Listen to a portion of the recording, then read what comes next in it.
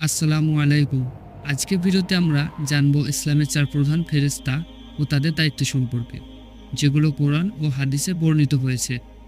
জিবরাইল আলাইহিস সালাম এর দায়িত্ব ছিল আল্লাহর পক্ষ থেকে ওহী পৌঁছে দেওয়া।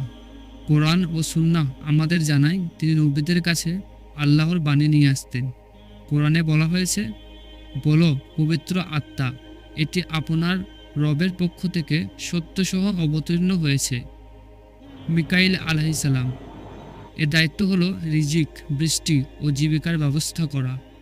কোরআনে বলা হয়েছে, যে কেউ আল্লাহ, তার ফেরেশতাগণ, তার রসুলগণ জিবরাইল ও মিকাইলকে শত্রু বানায়, নিশ্চয় আল্লাহ কাফেরদের শত্রু।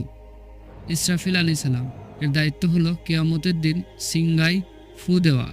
রসুল সাল্লাল্লাহু আলাইহি ওয়াসাল্লাম বলেছেন, যখন ইসরাফিল সিংগায় ফু দিবেন তখন আকাশমণ্ডল ও পৃথিবী যা কিছু আছে সবাই ভীত হয়ে পড়বে। আজরাইল আলাইহিস সালাম এর দায়িত্ব হলো মানুষের মৃত্যু গ্রহণ করা। কোরআনে বলা হয়েছে, তোমাদের উপর মৃত্যুর দায়িত্বপ্রাপ্ত ফেরেশতা তোমাদের প্রাণ কবজ করবে, তারপর তোমরা তোমাদের প্রভুর কাছে প্রত্যাবর্তিত হবে। এই 4 ফেরেশতা আল্লাহর বিশেষ বান্দা।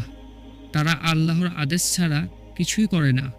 আমাদের উচিত তাদের প্রতি ঈমান রাখা এবং আল্লাহর প্রতি অনুগত প্রকাশ করা। বন্ধুরা, এই ধরনের ইসলামিক কন্টেন্ট পেতে আমাদের চ্যানেলটি সাবস্ক্রাইব করুন, লাইক করুন ও বন্ধুদের সাথে শেয়ার করুন।